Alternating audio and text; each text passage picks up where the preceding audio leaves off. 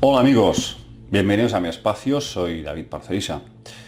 Desde que a mediados de los años 70 un psiquiatra norteamericano llamado Raymond Moody publicara un libro titulado Life After Life, Vida después de la vida, han sido legiones de médicos, doctores, terapeutas de todo tipo que se han introducido en la investigación del más allá, de ese hipotético mundo astral que nos esperaría después de la muerte física, después de la ruptura con este mundo.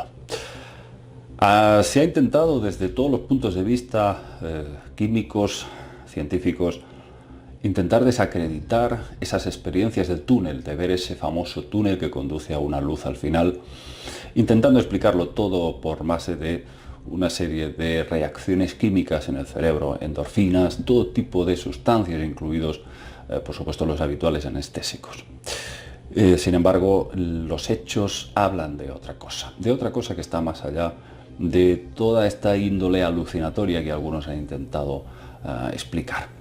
Porque desde luego hablamos de hechos objetivos, es decir, las personas que dicen haber estado al otro lado y haberse visto en lo alto de la habitación, viendo abajo el cuerpo y viendo a las enfermeras, a los médicos interviniendo el cuerpo, han dado datos muy precisos que era imposible que fuese un estado alucinatorio y que además nos encontramos con miles y miles de casos en todo el mundo y en todas las diferentes culturas del mundo que hablan de lo mismo, de las mismas experiencias. Podemos hablar de grandes escritores, investigadores y médicos como Elizabeth Kübler-Ross, Robert Lanza, director del Advanced Cell Technology, o incluso Eben Alexander, un prestigioso cirujano que asegura que existe otra vida y que tiene pruebas de que él mismo experimentó en ese estado, que lo que podemos llamar las ECM, experiencias cercanas a la muerte, son reales. La pregunta es, ¿podemos hacernos realmente, con todos los datos que tenemos, una idea clara y precisa de lo que nos espera después de fallecer? Yo creo que sí. Yo pienso que sí, por la gran cantidad de testimonios de primera mano que yo también personalmente he podido recoger. No solo personas que han acudido a mí de todas partes del mundo, a las que he entrevistado, sino también incluso en el ámbito familiar. Me han contado experiencias personales bastante esclarecedoras. Podríamos decir que la primera fase que experimenta una persona al morir es la sensación de elevación. Pero primero se produce la ruptura con el cuerpo físico, se produce cuando se rompe el llamado cordón plateado. Esto ha sido presenciado por millones de personas en todo el mundo. Pero no solamente las personas que han regresado de ese supuesto más allá, o sea, que han tenido una experiencia cercana a la muerte, sino también personas vivas que han sido personas sensitivas que han visto fallecer a sus seres queridos y han visto cómo su alma estaba unida a una especie de cordón de luz. Generalmente lo definen como plateado. Cuando se rompía, el alma se liberaba del cuerpo. Después de eso, lo siguiente es, como decía, una elevación. El alma flota por encima del cuerpo y suele ver todo lo que sucede abajo. A partir de ahí, por lo que yo sé, la persona accede en algunos casos a otro plano a través de un túnel y en otros casos aparece directamente en otro mundo que parece haber sido de alguna forma habilitado para esa alma, para el grado evolutivo en el que se encuentra esa alma. He contado ya muchas veces que para mí el famoso túnel de luz, es una trampa. Es una trampa en la que de alguna forma hay diversas entidades que adoptan diferentes papeles para engañarnos.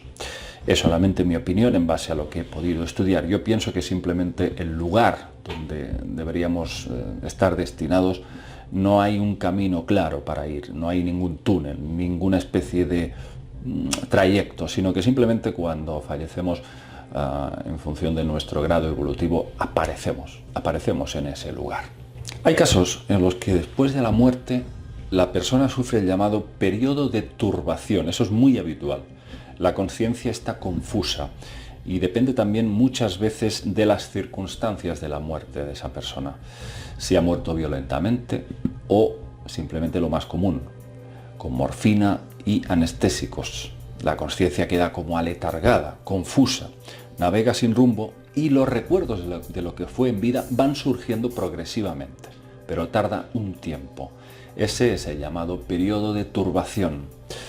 Yo personalmente recuerdo el caso de una chica que perdió a su tío.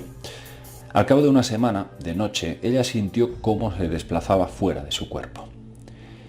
Y lo vio a su tío en mitad de la calle, de la casa donde ella vivía. El hombre se le acercó y le dijo: «Hey, ¿qué es lo que pasa aquí? Llevo días sin que nadie me haga caso. Les hablo a mis familiares, a toda la gente que conocía, y no me responden. Ni siquiera me ven. Y yo les grito y les toco, pero nadie me percibe». Y decía que estaba muy triste porque era como si no existiera, era como si estuviese muerto. Y la chica le dice: «Es que estás muerto». La joven se asustó y se fue. Regresó al cuerpo. Yo le dije: «Pero hija mía, ¿cómo dejaste a tu tío en ese estado? Ahí tuviste una oportunidad de oro para ayudarle a comprender ese tránsito y que se marchara al lugar donde le correspondía». Pero esa chica se asustó porque aún no tenía, vamos a decir, asumido esa condición de que los muertos vuelvan otra vez a hablarte, con lo cual se asustó. Pero efectivamente vio a su tío en ese periodo justamente de turbación. Estaba confundido, intentando comprender lo que le había pasado. Aún no era consciente siquiera de que había fallecido. Otro caso. La misma joven, tiempo después, despierta en plena noche y se encuentra a su abuela fallecida hacía ya más de 12 años. La abuela está sentada al pie de la cama y la joven le dice: «Abuela, ¿qué haces aquí si estás muerta?». Respuesta: «No estoy muerta, solo he venido a despedirme, porque estoy lista para emprender el gran viaje».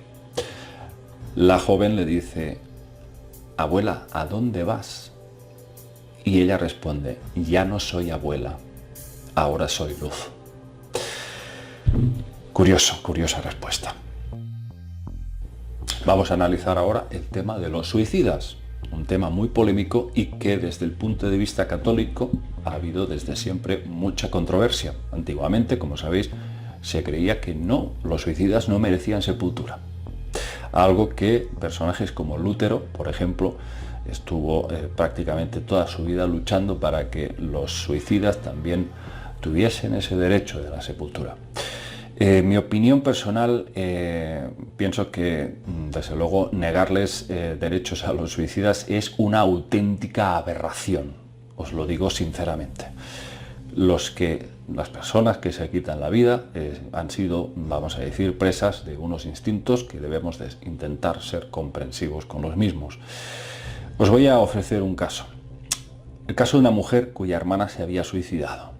Esto os lo cuento para que veáis un poco lo que sucede después de un suicidio. La encontró ahorcada con una cuerda en la escalera de casa.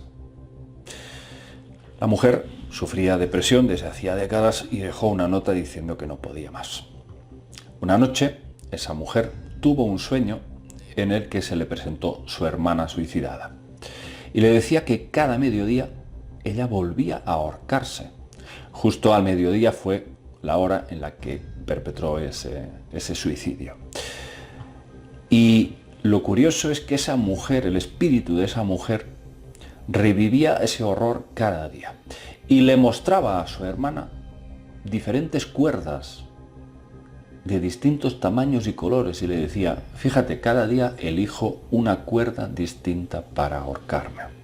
Tan siniestro como eso. Pero, a cabo de unos años, volvió a ver a su hermana ya liberada de esa especie de círculo vicioso repetitivo. La vio envuelta de luz y se despidió. Le dijo que ya era su momento de marcharse. Como veis, no hay condenación eterna, ni en los suicidas ni en nadie. Todo esto son absolutas tonterías. Siempre hay una oportunidad para liberarse. Pero aparte de los prestigiosos médicos que se interesan día a día por estas experiencias en el más allá, a mí particularmente me sigue interesando revisar de vez en cuando autores, por ejemplo, del siglo XIX, como León Denis, un escritor y gran pensador que escribió un libro maravilloso, de los mejores que se han escrito sobre este tema, titulado Después de la muerte. Según León Denis, decía: los que sí lo pasan mal son los egoístas. Por supuesto, todos tenemos un cierto grado de egoísmo, Pero no, yo me refiero al egoísta que conscientemente actúa sabiendo que hace daño a los demás y sigue actuando así. El egoísta que solo ha pensado en sí mismo y no ha descubierto la cualidad de amar. Cuando le sobreviene la muerte, sufre lo que se denomina el destierro hacia el valle de la soledad. Un plano que es un clon del mundo y la vida anterior que tuvo, en donde sigue agazapado en sus miserias y ambiciones, en un estado de soledad, aislamiento y deterioro. Ahí seguirá hasta que abdique del estado de autonegación hacia el amor. Hay casos como el de un equipo de parapsicólogos que acudieron a una granja con mucha historia, una familia de 6 generaciones siguiendo la tradición granjera. Estos estaban hartos de escuchar ruidos y fenómenos poltergeist, movimientos de objetos, lamentos, etc.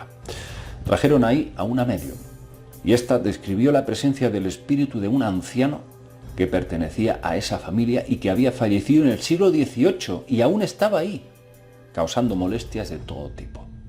Se trataba de un anciano que en vida había sido tan ambicioso que murió con la mano agarrada con fuerza a una cruz de oro. Tal era su ambición. Ese espíritu, ¿sabéis lo que hacía? Se cebaba contra los encorbatados hombres de negocios que a veces visitaban la granja. No atacaba a la gente común, solo a los de clase alta. Les empujaba y en algunos casos les producía hasta arañazos. Lo hacía, se supone, por rabia, por celos, porque quería volver a ser como uno de ellos, un hombre de clase alta. Y así la medium consiguió, a través de diferentes encuentros con ese ser, con el espíritu de ese anciano, consiguió convencerle de que no podía seguir ahí y debía de liberarse. Todo esto son casos que a lo largo de todos estos años de investigación me ha ido contando mucha gente, algunas personas absolutamente sin ningún género de duda de que no estaban mintiendo. Por supuesto, siempre hay por parte de los investigadores la ventaja de conocer ciertos detalles, ciertos aspectos, a veces nimios, pero que sabemos que al unir una serie de puntos vemos que eso está más allá de la casualidad y de la coincidencia. Yo personalmente pienso que efectivamente, tal como nos decía el gran escritor León Denis, el peor elemento, el que lo va a pasar peor después de la muerte física, de la ruptura de este mundo, es el egoísta, el que está más atrapado a la materia. Mucho más fácil va a ser para todas aquellas personas que simplemente han puesto a las personas por encima del dinero y han puesto a las personas como el punto más importante de sus vidas, valorando siempre las relaciones y el bienestar de los seres queridos. Para esas personas yo creo que directamente van a ascender hacia un estado de gracia y de felicidad que desde luego pienso que no podemos imaginar. Al contrario, los egoístas probablemente un sufrimiento extremo de soledad, de aislamiento y una sensación de pérdida, de confusión absoluta, que se puede perpetuar mucho tiempo hasta que algo se despierte dentro de la fibra de lo más profundo del ser y decida, por supuesto, abrazar el amor y abrazar lo que es realmente sentir el otro como si fueses tú mismo. Amigos, aquí dejo el programa de hoy y nos vemos en próximos vídeos. Espero que os haya gustado. Un abrazo para todos.